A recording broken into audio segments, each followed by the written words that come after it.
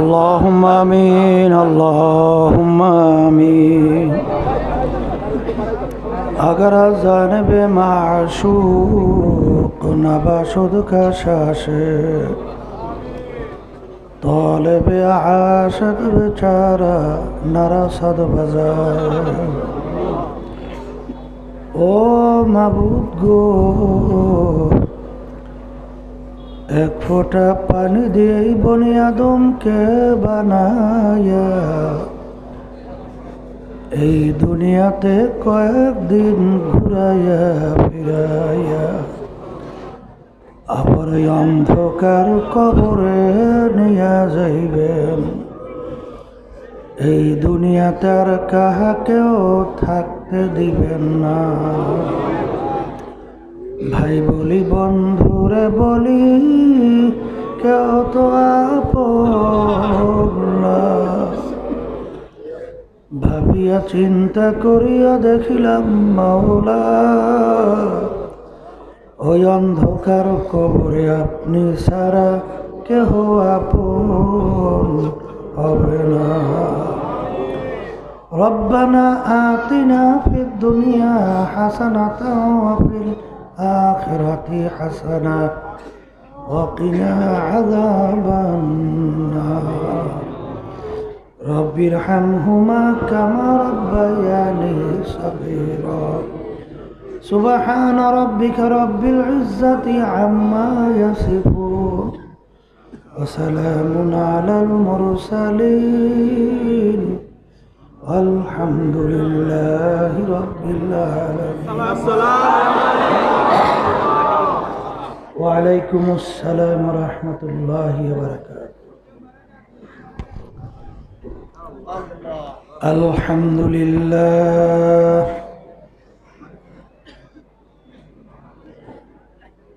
الحمد لله نحمده ونستعينه ونستغفره ونؤمن به ونتوكل عليه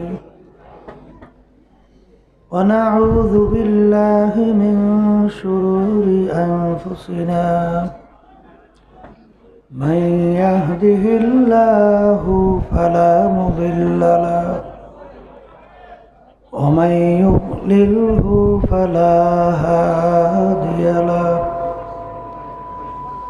ونشهد أن لا إله إلا الله وحده لا شريك له ونشهد أن محمدًا عبده ورسوله. أما بعد فأعوذ بالله من الشيطان الرجيم. بسم الله الرحمن الرحيم. وما خلقت الجن والإنس إلا ليعبدون. صدق الله العلي العظيم. সবাই দুরূদ শরীফ পড়ি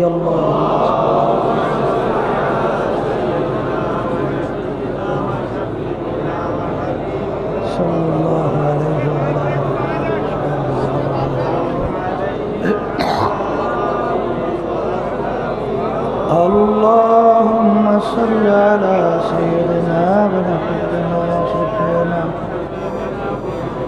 حبيبنا ومولانا محمد صلى الله عليه وعلى آله وأصحابه وبارك وسلم. اللهم صل على سيدنا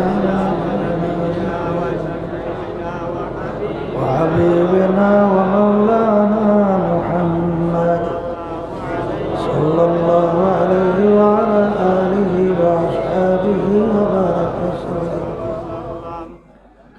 শুকরিয়া আদায় করতেছি মহান রব্বুল আলমিনের দরবারে।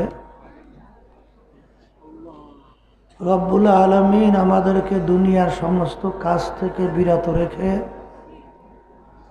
ওলামায়ে কেরামদের মজলিস, জাকিরিন শাকিরিন বান্দাদের মজলিস, ফিতনা ফাসাদের যুগ, যেই যুগের ভিতরে শতকরা প্রায় 92 জনের মতো মুসলমান নামাজের সময় দেখবেন হাজার লোকের ভিতরে হয়তো বা 20-30 জন কম বেশি লোক নামাজ পড়ে, বাকি লোক নামাজই পড়ে না। আগের যুগে কোনো মুসলমান জানতই না নামাজ না পড়লে আবার মুসলমান হয় কিভাবে। হিন্দু, খ্রিস্টান, ইহুদি, বৌদ্ধ, অন্যান্য ধর্ম অবলম্বী তাদের ধর্মীয় একটা নিয়ম নীতি আছে না নাই? আমরা যারা মুসলমান দাবি করি আমাদের ধর্মীয় কোনো নিয়ম নাই? আল্লাহ রসুল সাল্লাল্লাহু আলাইহি ওয়াসাল্লাম বলছেন, মুসলমান এবং কাফের, কাফের কাকে বলে? যারা আল্লাহকে বিশ্বাস করে না। এদের ভিতরে পার্থক্য হলো নামাজ। মুসলমান নামাজ পড়ে, কাফেরে নামাজ পড়ে না। আস-সালাতু মিফতাহুল জান্নাহ। আল্লাহ রাসূল সাল্লাল্লাহু আলাইহি ওয়াসাল্লাম বলছেন, নামাজ হলো বেহেশতের চাবি। যারা বেহেশতে ঢোকার আশা করেন, বেহেশতের দরজা খোলার জন্য নামাজ নামক চাবি ছাড়া আপনার জন্য বেহেশতের দরজা খুলবে না। আস-সালাতু মিরাজুল মুমিনিন। কৌল আছে, নামাজ হলো বান্দা বান্দি আল্লাহর মধ্যে সম্পর্কের মাধ্যম। ইন্না সলাতা তানহা আনিল ফাহশাই ওয়াল মুনকার। আল্লাহ রাব্বুল আলামিন বলছেন, নামাজ তোমাদের সমস্ত খারাপ কাজ থেকে ফিরিয়ে রাখবে। তাহলে আমরা কি পাইলাম?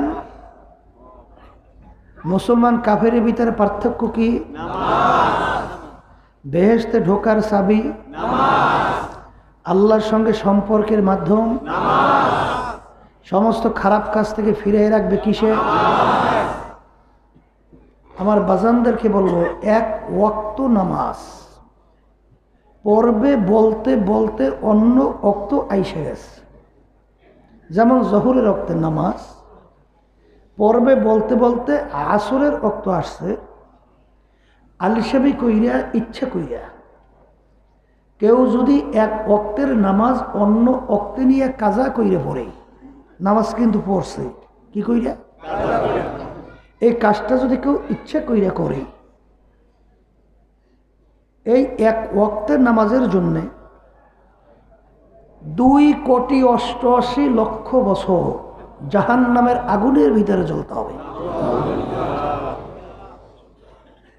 যারা ইমানদার, যারা মুসলমান, যারা আল্লাহকে বিশ্বাস করে, যারা আখিরাতকে বিশ্বাস করে, বলেন তো হুশ থাকতে, জীবন থাকতে তারা কি নামাজ ছাড়তে পারবে? মুখ খুলে কথা বলে। এখন একটু পরীক্ষা করে দেখব, পর্দা হলে মা বোনরা যারা শুনতেছেন, হুশ থাকতে জীবন থাকতে 5 ওয়াক্ত নামাজ ছাড়বেন না, এরকম নিয়ত কে কে করতে পারে? হাত উঠায়।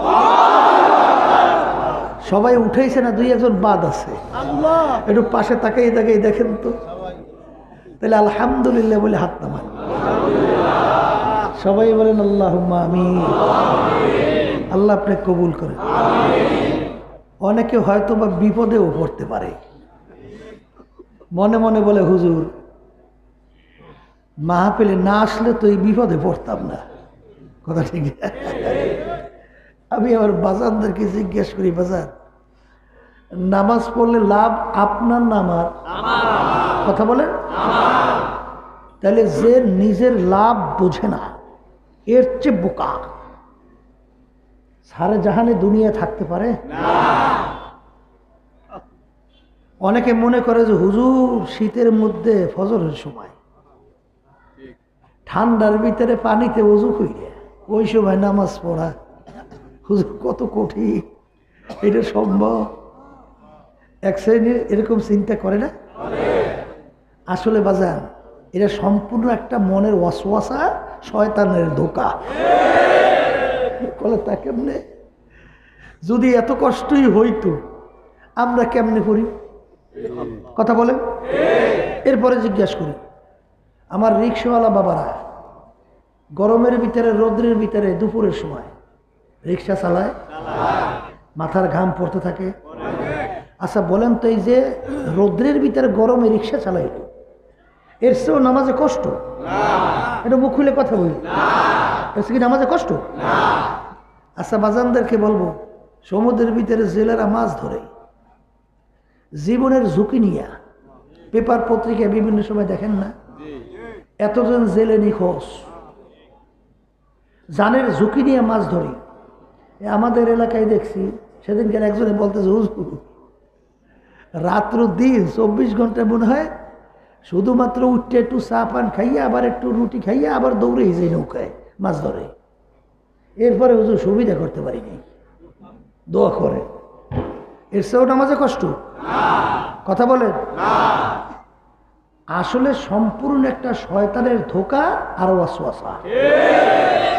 আপনি শুরু করেন, দেখবেন আল্লাহ রাব্বুল আলামিন ওয়াদা করছেন, ওয়াল্লাযীনা জাহাদু ফীনা লানাহদিয়ান্নাহুম সুবুলানা ওয়া ইন্নাল্লাহা লামাআল মুহসিনিন।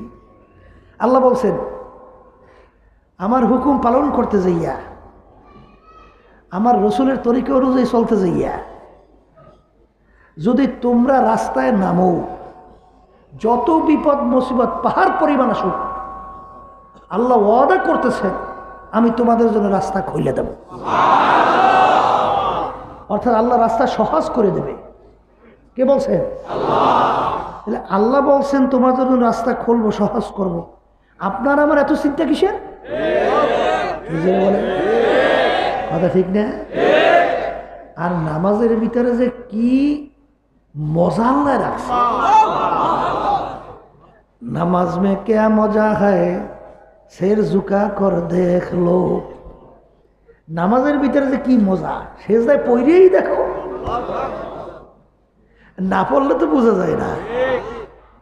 এই জন্য আমার বাজানদেরকে বলবো, পর্দা আলে মা বোনদেরকে বলবো, যারা ওয়াদা করছেন খবরদার, হুঁশ থাকা পর্যন্ত, জীবন থাকা পর্যন্ত নামাজ ছাড়বো না।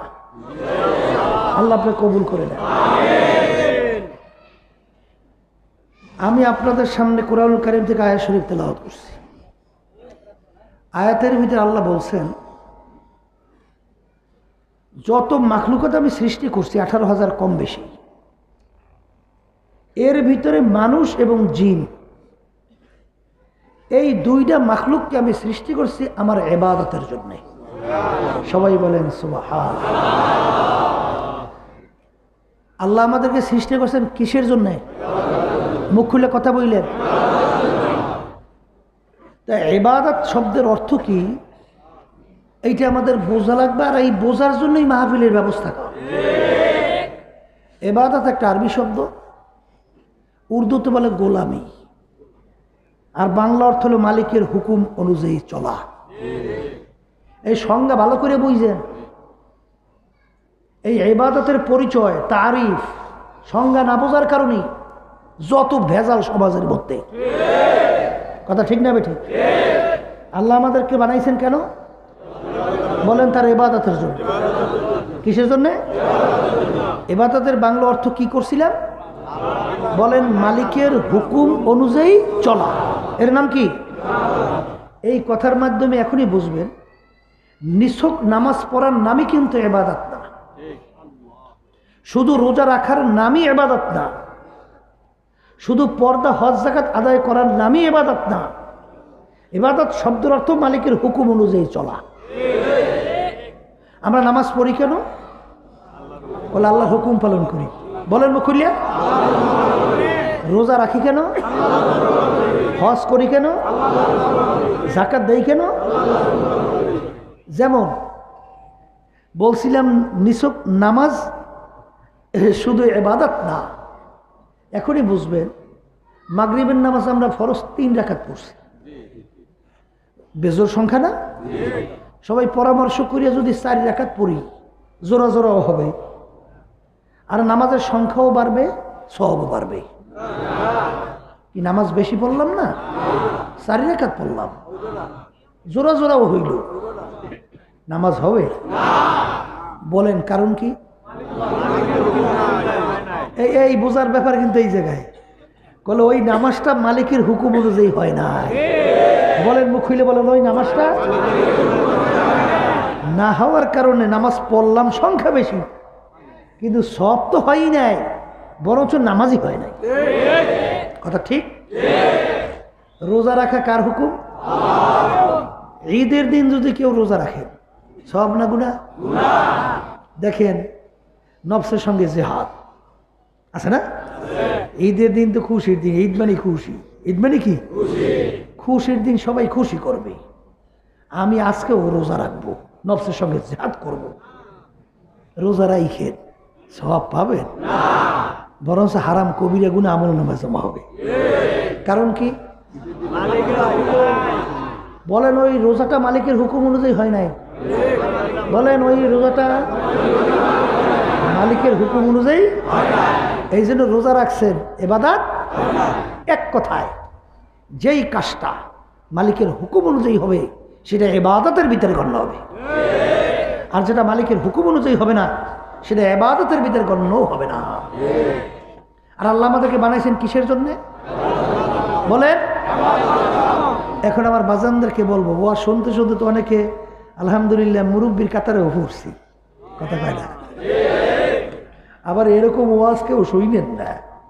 গ্রামে একটা কথা আছে, সত্যমিতে দরকার নাই, উপদেশ গ্রহণ করা। নানা আর নাতি গেছে ওয়াজ শুনতে,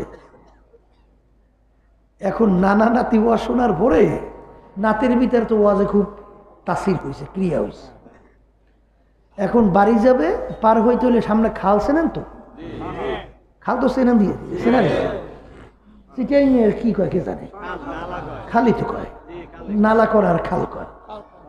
পার হইতে হইলে কোনো চারও নাই, আর কাপড় উপরে উঠাইয়া, মানে এছাড়া পার হওয়ার কায়দাও নাই। নানার সামনে, নাতি পিছনে। এখন নানা খালের ভিতরে নামতেছে, আস্তে আস্তে কাপড় উপরে উঠেছে, জোরে আসবেন না। এখন নাতি পিছন থেকে ডাক দিয়ে বলে, না না কাজটা করেন কি? বলে কি কি কাজ করি মানে? বলে একটু আগে হুজুরের ওয়াজ শুনে আসলাম, যে হাঁটুর উপরে কাপড় উঠাইলে ফরজ তরক হয়, কবিরা গুনাহ হয়। তো এখনই ওয়াজ শুনে আপনি আবারও হাঁটুর উপরে কাপড় উঠাই দিই খালের ভিতরে নামে, কাজটা করেন কি? তখন ফিরিয়েই বলে, বেটা বিপদেই পড়ছি, আজীবন হুজুরকে বয়ান শুনছি, আজীবন হুজুরদের ওয়াজ শুনছি, আজ পর্যন্ত হুজুরদের ওয়াজ খালের এপারে আনি নেই। জোরে আসতে মানা করছি, কিন্তু শব্দ হয় কেন? আর আজকে তুই নতুন বয়ান শুনছো, আর আজকেই তুই খালের এপারে তুই হুজুরদের ওয়াজ নিয়ে আসবি? আয় আয় বুঝছি, আইসে বল। এরকম একদল ওয়াজ শুনুন আছে না নাই? বলে যাই একটু কাণ্ডে একটু সুখ করি, এই কাজও তো নাই, সবাই যখন যায় আমি একটু যাই, উন্নতি নত মানবই না।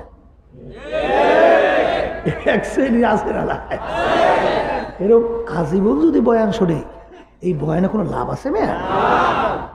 আল্লাহ আমাদের সৃষ্টি করছেন কেন? বলেন মুখ খুলে, তার ইবাদতের বাংলা অর্থ কি করছিলাম? মালিকের হুকুম অনুযায়ী চলার নাম কি?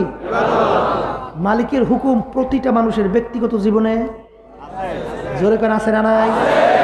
পারিবারিক জীবনে, সামাজিক, কামাইতে, খরচে, রাজনৈতিক নাই, ওখানেও আছে, আন্তর্জাতিক, সূরা সিরাত, সর্বক্ষেত্রে আছে না?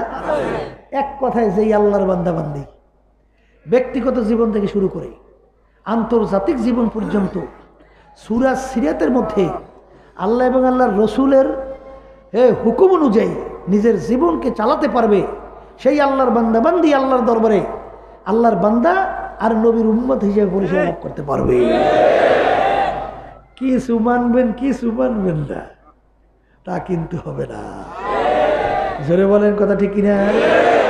কিছু মানবেন না তা হবে?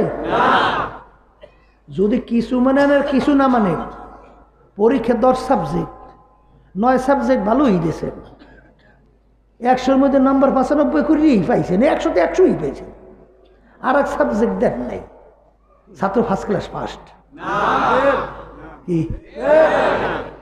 ছাত্র কিন্তু ফেল।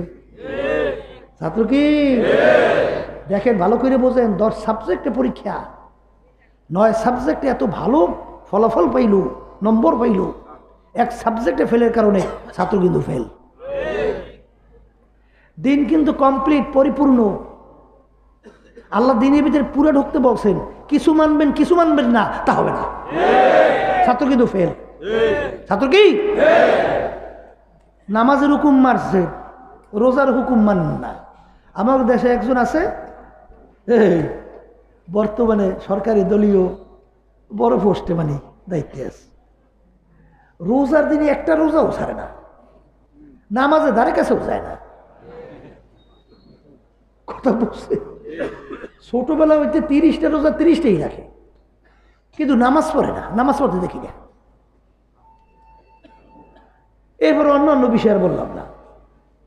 ওদিকে দেখেন রোজা রাখছে, আল্লাহর একটা হুকুম, ওদিকে নামাজ পড়ে না। কথা ঠিক? এই জন্য আমার বাজানদের কি বলবো, এক শ্রেণী আমার বাজানরা আছে, নামাজ পড়ে রোজাও রাখে, হজও করে, জাকাতও দেয়, সুন্নাত তরিকাও চলে, কিছু রাজনৈতিক ব্যাপারে আল্লাহ এবং আল্লাহর রসুল নীতি আদর্শ ভালো লাগে না।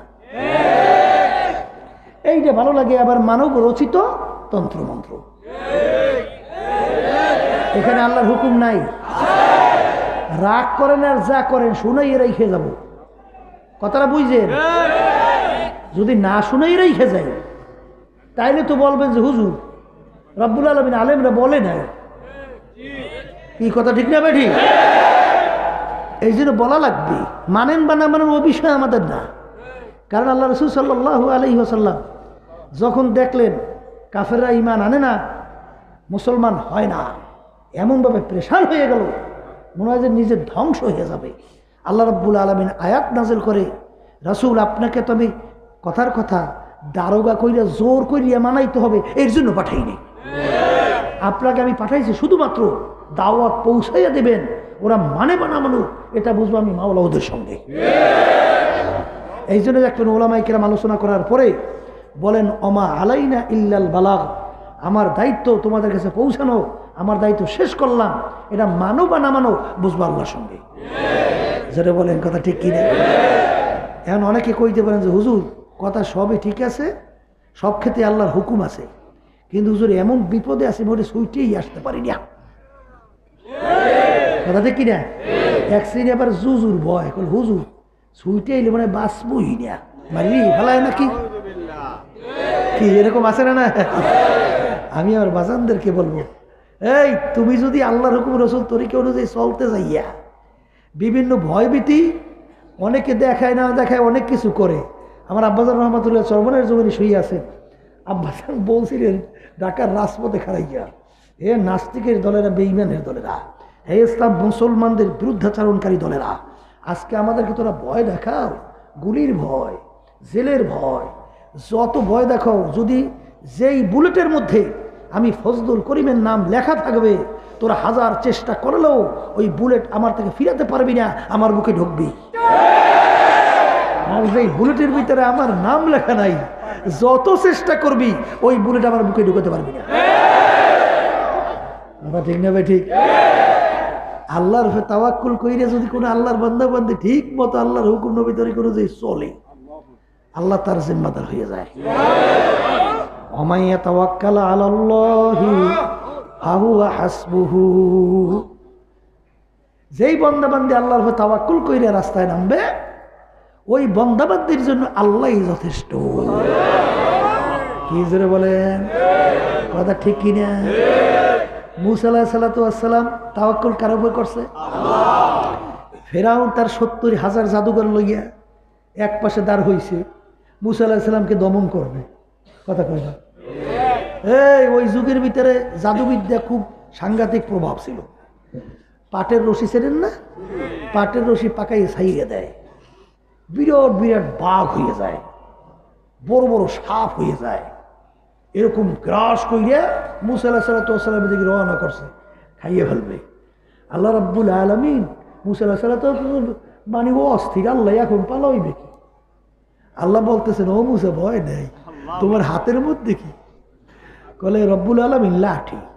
কলে জমিনে ছাড়ো, লাঠি কি দাও, ছাড়িয়ে দাও। লাঠি ছাড়ার সঙ্গে সঙ্গে কয়েকটা গহির পেরিয়া বিরাট এক সাপ হয়ে গেছে। ওদের যত জাদু যত কিছু বানানো এক গিরাসে সব শেষ।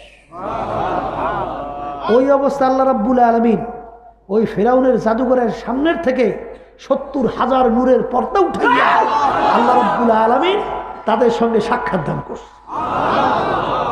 এবং জাদুঘরদের সঙ্গে তো আল্লাহর সঙ্গে কি হয়ে গেছে? সম্পর্ক তৈরি হয়ে গেছে। এখন মুসা আলাইহিস সালাতু ওয়াস সালাম এবং তার খোদার উপরে ঈমান আছে। ঈমান আনার পরে এখন ফেরাউনে ভয় দেখায়, এখন ফের আমারে খোদা মান, নাহলে এক হাত কাটবো, উল্টে পাও কাটবো, এরকম কষ্ট দিয়ে আগুনে জ্বালাবো, এরপর তৈল টকবক জ্বালাই এর ভিতরে পোড়াবো। বলে ও ফেরাউন সৈন্যরা আমার মাসকের পরিচয় পেয়ে গেছে, যত কষ্ট দেয় আমাকে ফিরাতে পারবা না। কথা ঠিক না?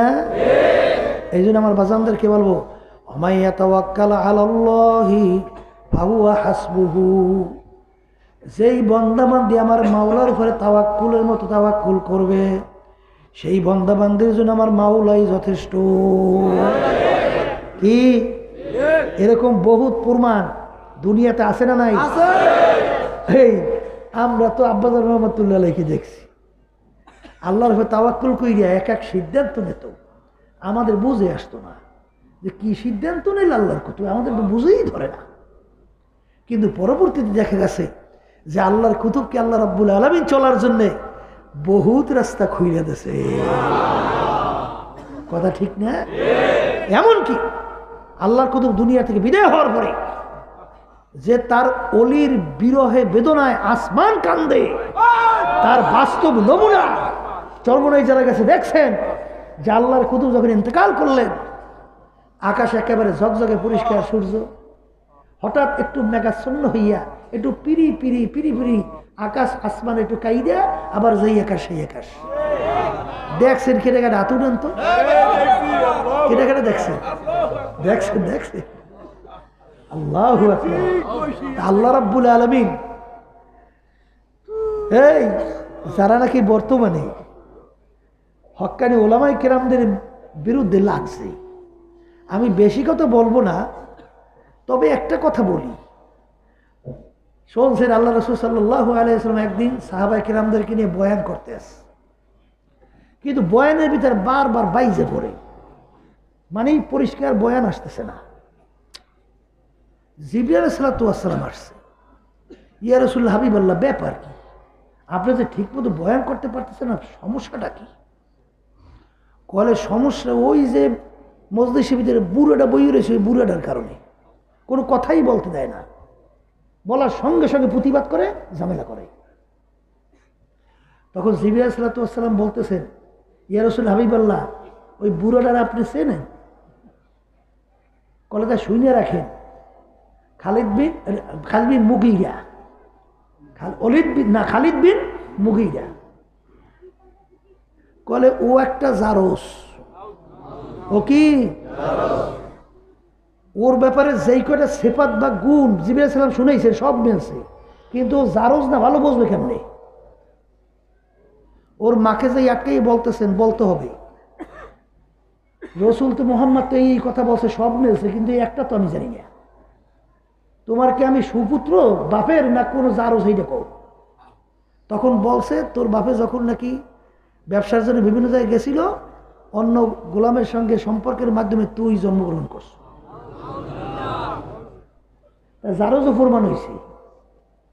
বর্তমানে যারা মুসলমান দাবি করে আজকে ইসলামের বিরুদ্ধে, হক্কানি ওলামায়ে কিরামদের বিরুদ্ধে যারা নাকি কটূক্তিমূলক আলোচনা করে, ওদের ব্যাপারে আল্লাহর কাছে সমর্থ করল। ঠিক না বে ঠিক? আচ্ছা বলেন তো, বাজানদেরকে বলি, এই বাজান, ইসলাম মুসলমানদের বিরোধিতা করবে বিজাতিরা, কথা কয় না? হ্যাঁ, তুমি মুসলমানের সন্তান হইয়া তুমি ইসলাম মুসলমানদের বিরুদ্ধে স্থান করো কেন? কারণটা কি? কারণটা কি বুঝতে হবে। যে তুমি মুসলমান নাম রাখছো, কিন্তু মুসলমানদের যে চরিত্র, সেই চরিত্র তোমার ভিতরে অর্জন হয় না, কথা ঠিক না? আল্লাহ রাব্বুল আলামিন আমাদের সকলকে হেফাজত করুন। দুঃখ আচরণ বিভিন্ন কায়দায় দেয়, আজকে দুঃখ সহকারে বলতে হয় যে আফসোস, আজকে বিভিন্ন সময় এদের জন্য বলে দেশ উন্নতি হয় না। আর কি মৌলবীর জন্য দেশ কি হয় না? উন্নতি। বোঝেন কি উন্নতি? অর্থাৎ যারও সন্তানের পোটাকটা বাড়ে না। আমেরিকা সহ বিভিন্ন পাশ্চাত্য দেশগুলো প্রেসিডেন্ট থেকে শুরু করে চৌকিদার পর্যন্ত একজনও দাবি করতে পারে না সন্তানটা আমার। তা জানেন? খবর তো নাই, এতো খবর নাই। এই জন্য আমার ভাষানদেরকে বলবো, পর্দারে মা বোনদেরকে বলবো, খুব সতর্ক অবস্থায় পা বাড়াতে হবে। কারণ আল্লাহ রাব্বুল আলামিন বলেন, মান আদানি ওয়ালিয়ান ফাকাদ আযানতু বিল হারব। যে নাকি আমার ওলিদের সঙ্গে দুশমনী করলো, বিরুদ্ধাচরণ করলো, আমি রব্বুল আলামিন তাদের সঙ্গে যুদ্ধের ঘোষণা দিলাম। আর ওদের ঈমান নিয়ে মরাটাও বড় দুষ্কর, আচ্ছা ঠিক না বে ঠিক? এখন ওরা তো মিসকি মিসকি আসতেও পারে, কইলে আমরা তো পরকাল ঈমান বিশ্বাসই করি না, তাই আমার কইও বলাম কি? কথা ঠিক। কেউ রাগ করেন না, বোঝার চেষ্টা করেন। আজকে বলে একেবারে একটু বাইরা, হুজুর এই দেশটা রেখাইল বলে। আমি জিজ্ঞাসা করি, প্রেসিডেন্ট থেকে শুরু করে এলাকার চৌকিদার পর্যন্ত কোন দায়িত্বে হুজুররা পালন করে? করে? তার দেশ কি হুজুররা চালায়? তার দেশ চালায় কারা? খাজুররা। কারা চালায়? তার দেশ চালাইলো খাজুরেরা, দেশ হুজুরেরা খাইলো কেমনে? দেশ যে কারা খাইলো তা তো পেপার পত্রিকা আমরা খুললেই দেখি যে দেশ হুজুরেরা খায় নাই, দেশ খাইছে খাজুরের গ্রুপ। এমনকি এত বড় নির্লজ্জ, আমার রিক্সাওয়ালা ভাই রাস্তায় রিক্সা চালায়, মাথার ঘাম পায়ে পড়তে থাকে, ওই রিক্সার উপরে একটা ভ্যাট ট্যাক্স আছে না নাই? ওই ভ্যাট ট্যাক্সের টাকাটাও সরকারি ফান্ডে জমা হয়, কথা ঠিক? আমার কৃষক ভাইরা কৃষি উৎপাদন করতে যাইয়া তাদের চামড়া পুইরা কালো হয়ে যায়, সেই কৃষি উৎপাদনের ভ্যাট ট্যাক্সের টাকা সরকারি ফান্ডে জমা হয়। আর আজকে সেই আমাদের উপার্জিত টাকা সম্পদ সরকারি ফান্ডে জমা, তার দ্বারা এই চাকরিজীবী চাকর, কথা বোঝেন? কুষ্টিয়ায় দেখেন না এক চাকর কিভাবে আমাদের বিরুদ্ধে, ইসলামের বিরুদ্ধে, মুসলমানদের বিরুদ্ধে কথা বলছে। আমরা হলাম মনিব আর ওরা হলো চাকর, কথা ঠিক না বে ঠিক? আমাদের কামাইকৃত টাকা, সেই টাকা দিয়ে রাষ্ট্র চলে। আর আজকে আমাদের মনিবদেরকে হুঙ্কার দেয়, এ ভবিষ্যৎ কিন্তু ভালো না, কথা ঠিক না? এই জন্য আমার বাজানদেরকে বলবো, রাগ করছেন না? হ্যাঁ, এরা কিন্তু সংবিধানের ভিতরে বলা আছে এরা প্রজাতন্ত্রীর চাকর, কথা বলছেন? প্রজাতন্ত্রের কি চাকর। সেই হিসেবে আমার বাজানদেরকে বলবো, এরা হইল আমাদের খাদেমের দায়িত্ব পালন করবে। মনে হয় যেন একটা বড় রাজনীতিবিদ সাইজে গেছে, কথা ঠিক না? হুমকি দুমকি দিয়া মুসলমান ইসলামকে মিটাবা, এ কোনোদিন সম্ভব না। ফেরাউনের ইতিহাস পড়ো, সাদ্দাদের ইতিহাস পড়ো, নমরুদের ইতিহাস পড়ো। সময় যখন আসবে আল্লাহ রাব্বুল আলামিন ওইভাবে সুবাইয়া সুবাইয়া তারপরে কথা ঠিক না? আমি অত কথা বেশি বলতে চাইছিলাম না, কথায় কথায় এসে গেছে, আল্লাহ মাফ করুন। এই জন্য আমার বাজানদেরকে বলবো, কারণ হেকমত তো অবলম্বন করতে হবে, কিন্তু দুই একটা কথা না বললেও তো পারা যায় না। না বললে আবার দেখা যায় ওদের আবার দৌরত্বটাও বই গিয়ে যায়। এই জন্য দুই একটা বলাও লাগে। এই বললাম, আল্লাহ মাফ করুন, আল্লাহ হেফাজত করুন। যেই কথা বলতে চাইছিলাম, আল্লাহ আমাদেরকে কেন বানাইছেন মনে আছে না? কিসের জন্য? ইবাদতের জন্য। ইবাদত শব্দের অর্থ কি বলছিলেন? মালিকের হুকুম অনুযায়ী চলা। কথা ঠিক? মালিকের হুকুম ব্যক্তিগত জীবন, পারিবারিক জীবন, সামাজিক জীবন, রাজনৈতিক, আন্তর্জাতিক, সুরাত সিরাত আছে না নাই? আর বাজানদেরকে আল্লাহর রাসূলকে আল্লাহ পাঠাইছেন কেন? ওমার সালনাকা ইল্লা রাহমাতাল লিল আলামিন। নবী শুধু মানুষের জন্যই না, শুধু মুসলমানের জন্যই না, তামাম দুনিয়ার সমস্ত জাতি, সমস্ত মানুষ, সমস্ত মাখলুকাতের আল্লাহ রাব্বুল আলামিন তাকে পাঠাইছেন শান্তির দূত হিসাবে। জোরে বলেন কথা ঠিক কিনা? আমার নবী যে সর্বশ্রেষ্ঠ নবী, সর্বশ্রেষ্ঠ মানব, এক বিজাতি মুসলমানদেরকে টিটকারি মারতে যাইয়া বলছিল যে তোমাদের নবী নিকৃষ্ট। জোরে কর নাউজুবিল্লাহ। বলে তা কেমন?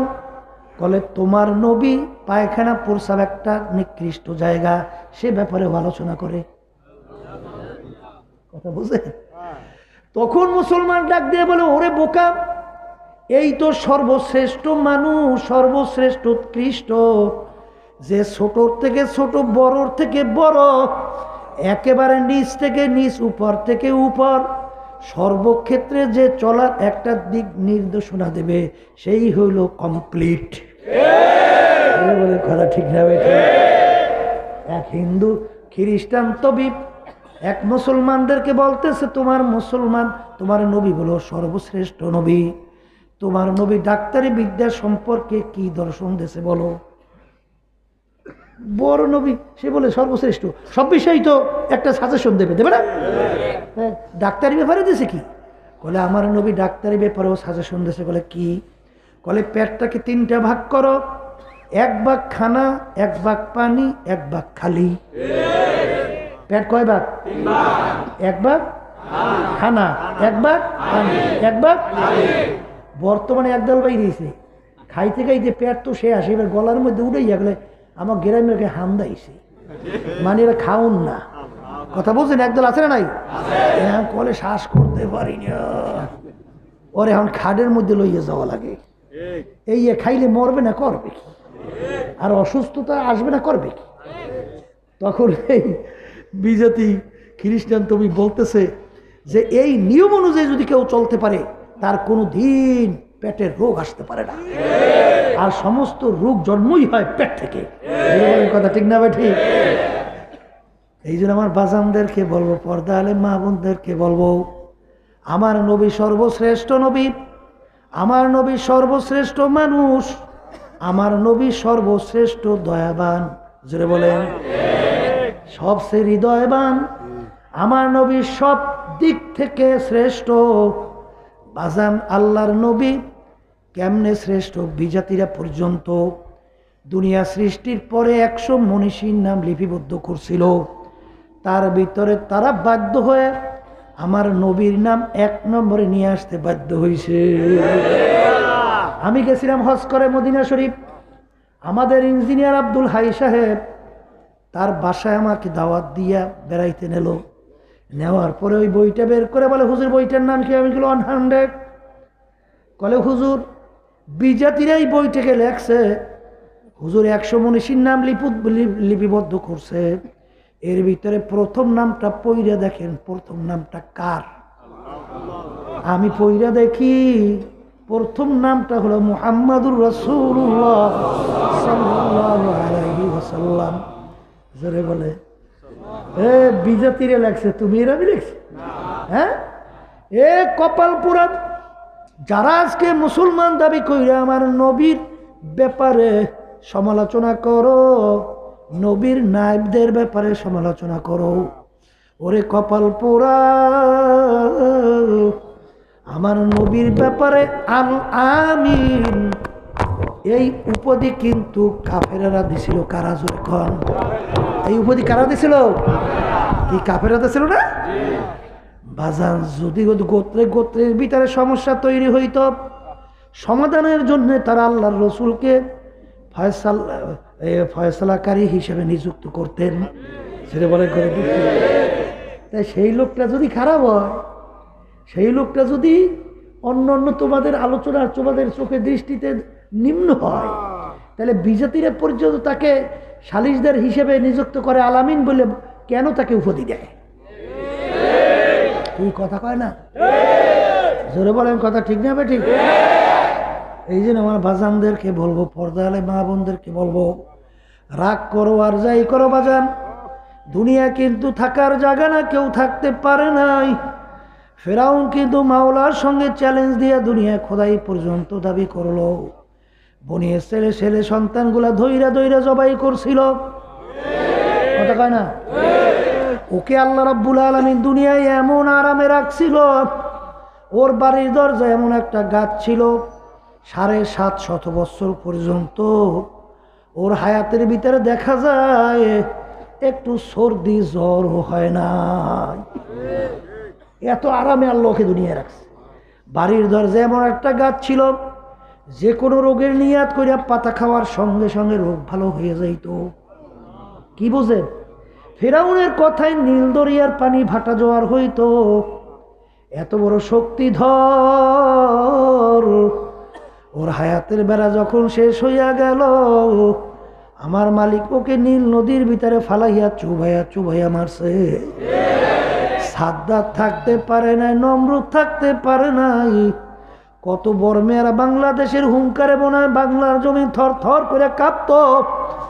আজকে ইতিহাস পড়ে দেখো, হাইকোর্টের মাজারের ভিতরে অনেক বড় মেয়েরা পইরা রইছে। একজন দিনদার নামাজি আল্লাহওয়ালা মানুষ ওদের কবরের কাছে একটু সালামও দেয় না। বলেন, কথা ঠিক না ঠিক? একটু সালামও দেয় না। দোয়া তো দূরের কথা, পাতি শ্রীগাল কুকুর যাইয়া ওদের কবর উপরে প্রসাব করে। ওদিকে এবার যাইয়ে দেখো, পটুয়াখালী জেলা মির্জাগঞ্জ, সাধারণ একজন মানুষ, বাজার শোনেন নাই কি? ইয়ারউদ্দিন খলিফা রহমাতুল্লাহি আলাইহি সাধারণ একজন ব্যবসায়ী ছিল। পেঁয়াজ রসুন আদা মুদি দোকানদারি করত।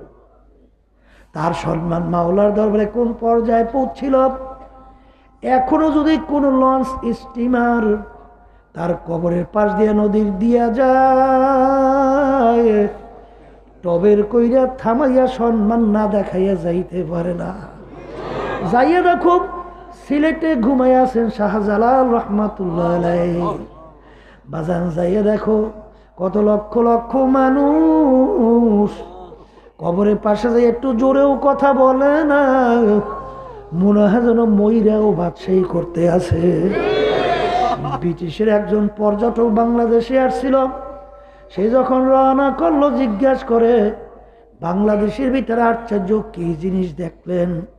তখন তিনি বলেন, আমি একটা আশ্চর্য বিষয় দেখলাম, মানুষ ময়রাও যে রাজত্ব করতে পারে তা দেখলাম বাংলাদেশে। ময়রাও রাজত্ব করে, কিন্তু যারা নাকি আজকে দুনিয়ার মোহে, সম্মানের মোহে, দলের কারণে, সম্মানের কারণে, সম্পদের লোভে যারা ধরাকে সরা জ্ঞান মনে করো না, আমি সেই বাজানদেরকে বলবো, বাজান একটু দুনিয়া সম্পর্কে, আখিরাত সম্পর্কে, নিজের জীবন সম্পর্কে একটু চিন্তা করো, একটু হাকিকত নিয়ে চিন্তা করো। হারামে কিন্তু আরাম নাই। বাজান দেখো, আজকে বাংলাদেশের ভিতরে কত বড় বড় সম্পদের মালিক পালাইয়াও দিশে পায় না। কি কথা কয় না তাই? হ্যাঁ, এই আরাম তো বলতে কিছুই নাই। যদি জিজ্ঞাসা করে আছেন কেমন, ভাই বড় বিপদে আছে। হাস তো দূরের কথা, মনে হয় যেন বিপদের শেষ নাই।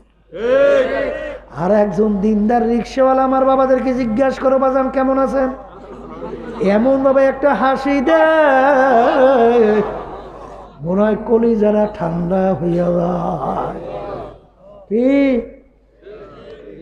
এই জন্য আমার আব্বাজান রহমাতুল্লাহ আলাইহি বলতেন বাজান দুনিয়াতে শান্তি তিন জিনিসের মধ্যে, কত জিনিস?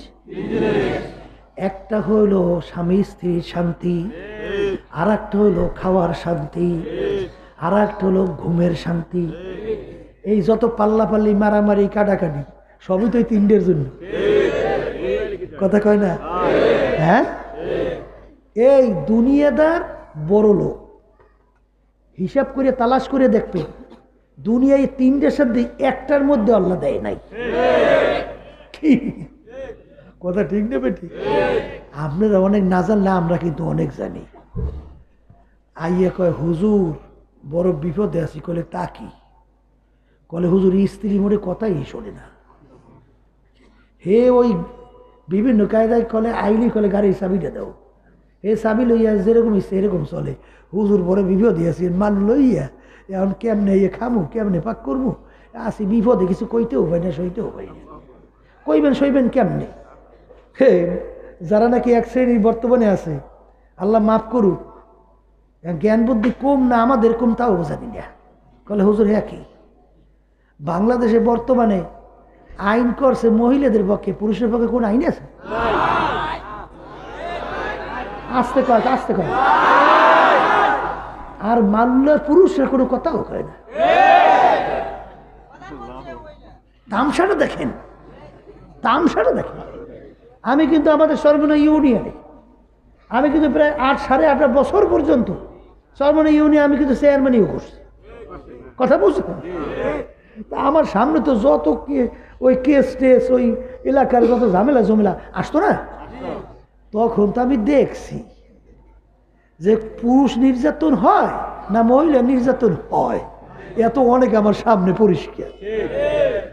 মহিলা যে নির্যাতন হয় না তা না, মহিলাও নির্যাতন হয়, কিন্তু সিংহভাগ বর্তমানে যত কেস, এই সরকারি লোকেরা মন্তব্য করছে যে নারী নির্যাতন যত কেস 85% সব মিথ্যা। আর এমন একখান আইন করছে কেসটা লাগাই দিলেই হয়, কোন বিচার টিচার পরে আগে অ্যারেস্ট, আবার 3 মাসে যাবি না।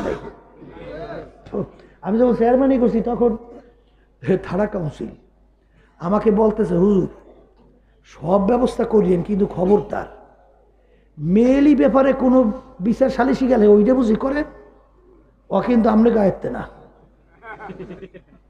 কথা বুঝেন নাই? বুঝি কথা বুঝেন কিছু? 60% চাকরি কাদের? ওইতেই হয় না। কাদের? 60%। পুরুষের কয় পার্সেন্ট? ভুল হয়েছে, ভুল। 60% তো ওদের জন্য নির্ধারণ, আর থাকে 40। এটাও স্বাধীনতা আছে, ইচ্ছা করলে মহিলাও যাইতে পারে পুরুষও যাইতে পারে। তাইলে পুরুষ কোথায় 20, তাদের 80। কথা ঠিক দেবে ঠিক? এই জন্য আমার বাজানদেরকে বলো, পর্দালে মা বোনদেরকে বলো, আবার মা বোনরা খেপেন টেপেন না। মানে নিয়ম কইতে আছে বাংলাদেশে কি কায়দা চলে, ঠিক না? এই জন্য আমার বাজানদেরকে বলবো, আমি ঢাকায় বলছিলাম সাংবাদিকদেরকে, ভাই আমার এই কথাটা একটু দয়া করে উঠেই দেন। কলে হুজুর কি কথা? কলে সমান অধিকারের নামে বিভিন্ন সময় দেয় রাস্তাঘাটে স্লোগান, সমান অধিকার সমান অধিকার। এখানে মেয়েদের ব্যাপারে আইন, পুরুষের ব্যাপারে কোনো আইন নেই, এটা কোন অধিকার? কি খালি মহিলাই নির্যাতন হয় না, পুরুষও নির্যাতন হয়? কথা কয় না? তাইলে পুরুষরা যদি নির্যাতন হয়, মহিলার নির্যাতন হলে সে ব্যাপারে তো সালিশ ব্যবস্থা বিচার থাকাই লাগবে। অনেক জালেম পুরুষ আছে যে নির্যাতন করে কোনো মানুষ পারে না, এও আমাদের জানা আছে। আবার অনেক জালেম মহিলা আছে পুরুষদেরকে এমন জ্বালায় ও কোনো মানুষ পারে না, ঠিক না? এই জন্য সম অধিকার হইলে তাহলে পুরুষ নির্যাতনও তো হয়, তাই পুরুষ নির্যাতন আইনও পাশ করেন, এইটা একটু লিখে দেন। পেপারে উঠেই উঠেছিল যে পিসেব সর্বনাই কইছিল সব অধিকার পুরুষের ব্যাপারে আইন থাকা দরকার। এখন পুরুষরা, এখন আমি একলা কথা কইলে কাজ হইনি, আর সব পুরুষে চুপ করিও কাজটা হইবে কি জোরে বলে। রাগ করছে? হ্যাঁ, এই জন্য আমার বাজানদেরকে বলবো, পর্দা আলে মা বোনদেরকে বলবো, ওমা খলাকতুল জিন্না ওয়াল ইনসা ইল্লা লিয়াবুদুন, মালিক আমাদেরকে বানাইছেন তার ইবাদতের জন্য। ইবাদত শব্দের অর্থ কি কইছিলাম? মালিকের হুকুম অনুযায়ী ব্যক্তিগত জীবন, পারিবারিক জীবন, কামাইতে খরচে, ব্যবসা ক্ষেত্রে, রাজনৈতিক জীবনে, আন্তর্জাতিক জীবনে, সুরাতে সিরাতে, সর্বক্ষেত্রে যে আল্লাহর বান্দা বান্দি আমার মালিকের হুকুম নবীর তরিকা অনুযায়ী চলতে চালাতে পারবে, সেই আল্লাহর দরবারে বান্দা বান্দি হিসেবে লিপিবদ্ধ হবে। আর যে কিছু মানবে কিছু মানবে না, তার দুনিয়াতেও শান্তি নেই, আখিরাতেও শান্তি নাই। কারণ বাজান, তুমি যদি দুনিয়া চাও, পুরা চাও, কথা কয় না, কি চাও? পুরা ছেলে দেখবে শান্তির অভাব নাই। কারণ আল্লাহ ওয়াদা করছেন, মান কানা ইউরিদু হারসাদ দুনিয়া নুতিহি মিনহা, আমার কাছে যদি কেউ দুনিয়া চায় আমি তাকে দুনিয়া দিয়ে দেব। কে কইছে? আল্লাহ। কিন্তু আখিরাতে আর কোনো অংশ আমার কাছে পাবে না। চাইলে পুরা চাও, কথা ঠিক কিনা? তবে আমার বাজানদেরকে বলবো, বাজান, এই আলোচনার মাধ্যমে কেউ কিন্তু বুঝছেন না, ব্যবসা বাণিজ্য বুঝি এইটা দুনিয়া, খেত খামারি কাজ করা এটা বুঝি দুনিয়া, বিবি বাচ্চা এটা বুঝি দুনিয়া, অন্য অন্য কার্যক্রম যেটা আমরা করি সেটা বুঝি দুনিয়া না। বাজান, ব্যবসা বাণিজ্য সেটাও কিন্তু ইবাদত।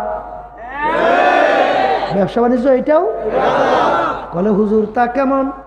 আল্লাহ রাসূল সাল্লাল্লাহু আলাইহি ওয়াসাল্লাম বলছেন, যে সৎ ব্যবসায়ী হবে তার হাসর হবে সিদ্দিকীনদের সঙ্গে, নবীদের সঙ্গে। তুমি দোকানে বইসা তৈল বিক্রি করো, ডাল বিক্রি করো, চাল বিক্রি করো, তুমি বইসা বইসা যদি সঠিক মাপে বিক্রি করো, প্রতিটা সেকেন্ডে সেকেন্ডে তোমার আমল নামায় নেকি জমা হইতে থাকবে। ঠিক কিনা? অনেকে কয়, হুজুর আজকেও জানি কিনা কয়, হুজুর ব্যবসা করতে যাইয়া এখন হুজুর বেশি ইবাদত করতে পারি না, না জানি কি চাকরির কথা কইল, হুজুর চাকরি ছাড়িয়ে দেব, ব্যবসাটা ছাড়িয়ে দেব। আমি বলি, এই বেটা তোরে পাগলে পেয়েছে, বেটা ব্যবসাও তো এটা ইবাদত, এই চাকরি এটাও তো ইবাদত, কথা কয় না। এবার তো বোঝা লাগবে তো, কথা ঠিক না? ঠিক। আমি গুয়াম কে আজ দুনিয়া জুদাবাস, বাহার করে কে বাসিবা খোদাবাস।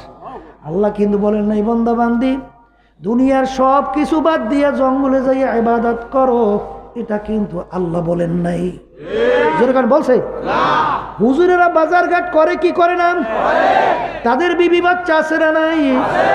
তাদের ক্ষেত খামারে কাজ আছে না নাই? আমার রসুল কি শিক্ষা দিয়েছেন? এই নবীর শিক্ষা করো না ভিক্ষা, এইবার কি মেহনত করো, মেহনত করো সবে, কথা কয় না।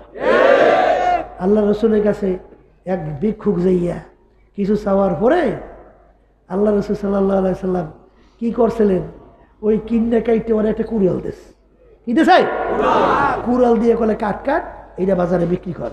কয়েকদিন ব্যবধানে আল্লাহর বান্দা ভালো আর্থিকভাবে স্বাবলম্বী হয়ে গেছে। নবীর শিক্ষা করো না ভিক্ষা, মেহনত করো সবে। আল্লাহ রসুল সাল্লাল্লাহু আলাইহি ওয়াসাল্লাম কাজ করে নাই? এই কথা কয় না। বর্তমানে একদল ভাই রয়েছে, দরবেশ হয়েছে, কাজ করো ভালোই উঠে গিয়া, বিবি বাচ্চা ঠিক মতো খানা দানাও পায় না, কাপড় চোপড়ও দিতে পারে না, একেবারে দরবেশ। এইটা দরবেশ? এটা আল্লাহর দরবারে একটা ভণ্ড। জোরে বলেন, কথা ঠিক না বেটি? আল্লাহ রাসূল সাল্লাল্লাহু আলাইহি ওয়াসাল্লাম ফাতেমা রাদিয়াল্লাহু তাআলা আনহার ঘরে গেলেন, যাইয়া দেখে তার নাতি, এই দুই নাতি কানতে আছে, হাসান হোসেন পেটের ক্ষুদায়। কি ক্ষুদায়? এমন কান্দা কান্দে, ঘরে কিচ্ছু নাই, বাচ্চাদের মুখে দেব কিছু নাই। এইটা যদি নানা বাচ্চাদের পেটের ক্ষুধাই অবস্থান দেখে, এখনো সহ্য করা যায়? হ্যাঁ, আল্লাহ রসুল সাল্লাল্লাহু আলাইহি ওয়াসাল্লাম এই অবস্থা দেখেই আল্লাহ রসুল সাল্লাম বের হয়ে গেছে। অন্য মানুষের বদলা, আমরা কই বরিশালের বদলা, আপনারা কি করেন? ওই যে কামলা দেয় দিন মজুর, সরদারে দোজাহান দিন মজুর কাজের জন্য নেমে গেছে। যাইয়ে দেখে কি ইহুদি কূপের ভিতর থেকে পানি উঠায়। আল্লাহ রাসূল সাল্লাল্লাহু আলাইহি ওয়াসাল্লাম বলতেছেন, যদি আমি কূপের ভিতর থেকে এক বালতি করে পানি উঠাই, এর বিনিময়ে দেবা কি? বলে এক একটা বালতির বিনিময়ে 2 টাকা খেজুর দেবো। বলে ঠিক আছে, আমি তোমার কাজ করে দিই।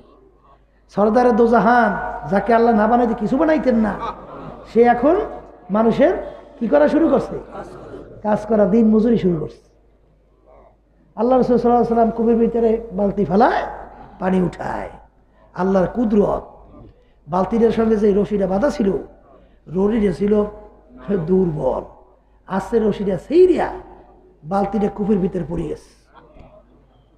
আর ইহুদি এত বড় বদমাইশ, নাউজুবিল্লাহ, উইটাই আল্লাহর হাবিবের গাল মোবারকের সাপড়ে দিয়েছে। সরদারে দোজার আল্লাহর হাবিবের গাল মোবারকের চপ্পর মারছে। সুস্থ আছে? কথা কয় না। আল্লাহ রাসূল সাল্লাল্লাহু আলাইহি ওয়াসাল্লাম জাহের হাতখানা বাহিরে আর বাতিনে হাতখানা পানির ভিতরে ঢুকে গেছে। আস্তে পানির তল থেকে বালতি উঠে নিয়ে আসছে।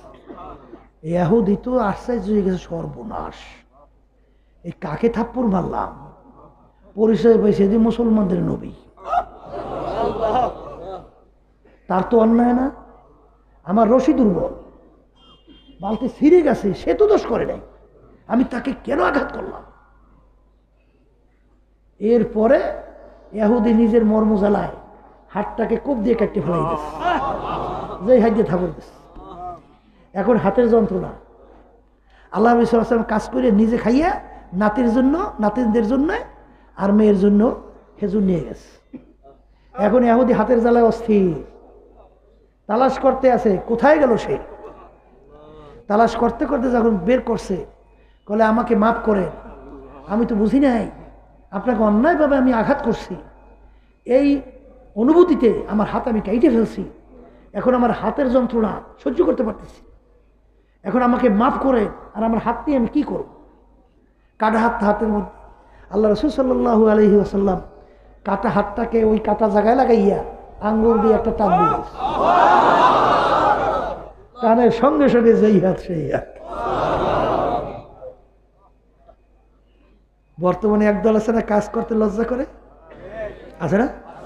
আমার আব্বাজান রহমাতুল্লাহ আলাইহি দেখছি, ছোটবেলায় তো বুঝতাম না, অনেক সময় ওই যে বাথরুমগুলো একটু ময়লা অপরিষ্কার হয়ে থাকতো, তাই ওইটা একটু পরিষ্কার করতে কষ্ট লাগে না, তা চিন্তা করছি আব্বাই আসবে কবে। বুঝেন নাই? বুঝি, মানে আব্বা বাড়িতে কবে আসবে আর বাথরুম পরিষ্কার করবে। আইসা সমস্ত বাড়ির যত বাথরুমগুলো আছে সব নিজের হাতে পরিষ্কার করতে বসে বসে। আমরা তো বুঝতাম না, মনে করতাম যে আব্বা এবে পরিষ্কার করবে। ছোট দেখে। আর বর্তমানে কিছু আছে এমনভাবে শৌখিনতা হয়েছে, কাজকর্ম সব বাদ দিয়া এখন দরবেশ হয়েছে। কি হয়েছে? দরবেশ হয়েছে। হাতে করো হাতেরই কাজ, মুখে নাও আল্লাহর নাম। হে জোরে বলো, কথা ঠিক না বেঠিক? হে আল্লাহর বান্দারা, পর্দা আলে মা বোনেরা, ওমা খলাকতুল জিন্না ওয়াল ইনসা ইল্লা লিয়াবুদুন। মালিক আমাদেরকে বানাইছেন তার ইবাদতের জন্য। ইবাদত শব্দের অর্থ মালিকের হুকুম অনুযায়ী চলা। ব্যক্তিগত জীবন, পারিবারিক জীবন, সামাজিক জীবন, কামাইতে খরচে, বাজান আন্তর্জাতিক রাজনৈতিক জীবনে, সূরাতে সিরাতে যেই আল্লাহর বান্দা বান্দি আল্লাহর হুকুম অনুযায়ী নবীর তরিকা অনুযায়ী চইলা কবরে যাইতে পারবে, তার আল্লাহর ফজলে দুনিয়াতেও চিন্তা নাই, কবরেও চিন্তা নাই। কিয়ামতের ময়দানেও চিন্তা নাই, হাসরেও মিজানে চিন্তা নাই, পৌঁছে রাতেও কোনো চিন্তা নাই। বাজান দেখবা যারা দুনিয়াতে আল্লাহর হুকুম ভিতরে অনুযায়ী চলে, তাদের কি সম্মান আল্লাহ কোনো দিক থেকে কম দিয়েছে? এটা মুখ খুলে বলো, কোনো সম্মান কম দিয়েছে? তাদের কোনো অভাব আছে? তোমরা বুঝবা না, আল্লাহওয়ালারা দুনিয়াতেও বাদশাহ, আল্লাহ কবুল করলে আখিরাতেও বাদশাহ। আর যারা দুনিয়ার পিছনে ঘরো, আমি আমার বাজানদেরকে বলবো, এ দুনিয়াদার পাগল আমার বাবারা, আশার কিন্তু কোনোদিন শেষ নাই। আলহাকুমুত তাকাসুর হাত্তা যুরতুমুল মাকাবির। আরো আরো আরো মেম্বার হইছে, হয় না চেয়ারম্যান হওয়া লাগবে, চেয়ারম্যানে হয় না এমপি হওয়া লাগবে, এমপিতে হয় না বাজান মন্ত্রী হওয়া লাগবে, বাজান প্রধানমন্ত্রী হওয়া লাগবে, বাড়ি একটা করছে হয় না আর একটা লাগবে, তাতে হারাম হোক হালাল হোক খবর নাই। এই জন্য বলো কথা ঠিক না বে ঠিক? এই জন্য আবার বাজানদেরকে বলবো, পর্দালে মা বোনদেরকে বলবো, বাজান দুনিয়া এমন একটা জিনিস, আব্বাজান রহমাতুল্লাহ আলাইহি উদাহরণ দিয়ে বলতেন, বাইং মাছ থাকে পানির মধ্যে, পানির ভিতরে মাটির মধ্যে, কিন্তু বাইং মাছ চেনেন তো, বাইং মাছের গায়ে কিন্তু কাদা লাগে না। এই জোরে বলেন কথা ঠিক কিনা? আল্লাহ ওয়ালারা থাকে দুনিয়ার মধ্যে, কিন্তু আল্লাহর ফজল ও করমে 3.5 হাত এই মানুষের যে সেন্ট্রাল কন্ট্রোল রুম, তার নাম হলো কলব। ওই কলবের ভিতরে দুনিয়া জায়গা পায় না। তার বাস্তব নমুনা হলো বাজান ওসমান গনি রাদিয়াল্লাহু তাআলা আনহু। নামই হলো ধনী ওসমান। ওসমান গনি মানে বলেন বলেন, এখনো যারা মদিনা শরীফ গেছেন, তার মাজরাগুলা কত বিশাল বিশাল, কত শত হাজার কোটি টাকার সম্পদ এখনো পড়ে রয়েছে। সেগুলো ঘুরে ঘুরে সেদিনকেও দেখলাম। হ্যাঁ, ধনী ওসমান এত বড় বড় ব্যবসায়ী ছিল। একবার তার মালের বহর আসলো বাজান মদিনা শরীফ থেকে জুলহুলাইফা পর্যন্ত প্রায় 6-7 কিলোমিটার ব্যবধান। এত বড় জায়গা, সব তার ব্যবসায়ী মালের বহর। কি বোঝেন, 6-7 কিলোমিটার লম্বা। আর এমন মাল, মালের খুব চাহিদা, খুব মূল্য। এখন 1 টাকার মাল কয় 2 টাকা, 3 টাকা, 4 টাকা। 1 টাকা কয় টাকা বোঝেন তো? এত বড় সম্পদ 1 টাকা 4 টাকা হইলে ব্যবসা কি পরিবে? ওসমান গনি রাদিয়াল্লাহু তাআলা আনহু বলেন, তোমরা আমার মালের দাম 1 টাকা থেকে 4 টাকা পর্যন্ত বলছো, এর চেয়ে আমার কাছে আর একটা বড় সুসংবাদ আছে। 1 টাকায় 10 টাকা। 1 টাকায় 10 টাকা। এইটা বইরা ওই 6-7 কিলোমিটার মালের বহর সব আল্লাহর রাস্তায় দান করে দেশ। শোনেন নাই, শোনেন নাই? এই ওমর ফারুক রাদিয়াল্লাহু তাআলা আনহু আল্লাহর হাবিবের কাছে এক অসহায় মানুষ কিছু চাওয়ার জন্য গেছে। আল্লাহর হাবিবের কাছে দেওয়ার মতো কিছু নাই, বসে ওমরের কাছে যাও। এখন এই আল্লাহর বান্দা যাইয়া দেখে ওমর রাদিয়াল্লাহু তাআলা আনহু 1 পয়সার জন্যে আর একজনের সাথে এমনভাবে তর্কে লিপ্ত হয়েছে, মানে সেও ছাড়ে না, সেও ছাড়ে না, দুইজনে পুরা কথার কাটাকাটি। এখন যে চাওয়ার জন্য গেছে, এই কলে আল্লাহ রাসূল সাল্লাল্লাহু আলাইহি ওয়াসাল্লাম পাড়াই লোকার কাছে 1 পয়সার জন্য যে এত ঝগড়া করে, হে আবার দেবে কি? আবার কাছে আল্লাহর হাবিবের কাছে যাই বলে, ইয়া রাসূল হাবিবাল্লাহ, আপনি কার কাছে পাঠাইছেন? কলে তাকি। কলে যাইয়ে দেখি 1 পয়সার জন্য এমন কথা কাটাকাটি করতেছে, তা আমার দেবে কি? এই জন্য আমি আই বলছি। কলে তুমি চাইছো? কলে হুজুর চাই নেই। কলে যাও চাইয়ে চাও। যখন যাইয়ে চাইছে, দৌড়িয়ে থাবল ভরিয়ে উঠে নেই। আশ্চর্য হয়ে গেছে, ব্যাপার কি? 1 পয়সার জন্য এত কথা কাটাকাটি, আর আমি চাওয়ার সঙ্গে সঙ্গে আমার থাব্বত ভরিয়ে দিয়ে দিল। ঘটনা নাকি? কিছুই বোঝা গেছে আল্লাহ রসুল সাল্লাল্লাহু আলাইহি ওয়াসাল্লামের কাছে। আবার এ রসুল হাবিবুল্লাহ, ব্যাপার তো কিছু বুঝলাম না, যে 1 পয়সার জন্য এত তর্ক করলো, আর আমার সঙ্গে সঙ্গে এরকম বিরাট এক বোঝা দিয়ে দিয়েছে আমাকে সম্পদ। এর ব্যাপার কি? বলে বোঝো নাই? বলে না। বলে ওই যে 1 পয়সার জন্য যে সে কথা কাটাকাটি করতেছে, ওই 1 পয়সা ওমর, সে নিশ্চিত ওই 1 পয়সার মালিক তিনি, তার হক। আর যে ওই 1 পয়সা দিতে চায়, ওর ওই 1 পয়সার মালিক না, ও হকদার না। এই জন্য নিজের হক আদায় করার জন্যে সে তর্ক করতেছেন, কথা কাটাকাটি করতেছেন। এই জন্য হাদিসের ভিতরে আসছে, নিজের হক আদায় করতে যাইয়া কেউ যদি মারা যায়, শাহাদাতের দরজা পাবে।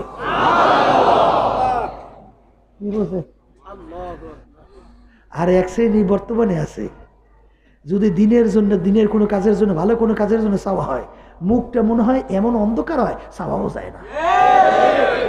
আছে জোরে কোন আছে? দান করে মুখ বেজার করে তোর দান করতে কইছে কেনা? হ্যাঁ, আল্লাহ চালাইবি। জোরে কার কথা ঠিক না? ঠিক। দান করে খুশি থাকা লাগবে। জোরে বলেন কথা ঠিক কিনা? এই জন্য আমার বাজানদেরকে বলবো, পর্দা আলে মা বোনদেরকে বলবো, বাজান আমাদেরকে, তোমাকে আমাকে আমার মালিক পাঠাইছেন তার ইবাদতের জন্যে। কথা ঠিক কিনা? যদি খোদা না খাস্তা ব্যক্তিগত জীবন, পারিবারিক জীবন, সামাজিক জীবন, রাজনৈতিক, আন্তর্জাতিক জীবনে মালিকের হুকুম অনুযায়ী না চালাইয়া যদি মৌতের বিছানায় পেটখানা ভাসাও, আল্লাহ আপনি আমাদের সবাইকে মাফ কইরা দিয়ে। একদিন ইব্রাহিম আলাইহিস সালামের সঙ্গে আজরা আলাইহিস সালামের দেখা। ইব্রাহিম আলাইহিস সালাম বলতেছেন, ভাই জি আজরাইল, তুমি নাফরমানের জান কিভাবে কবজ করো, একটু আমাকে সূরত দেখাও। নবী কই অবস্থা আপনি দেখে সহ্য করতে পারবেন না, আপনি বেহুশ হইয়া পইরা যাবেন।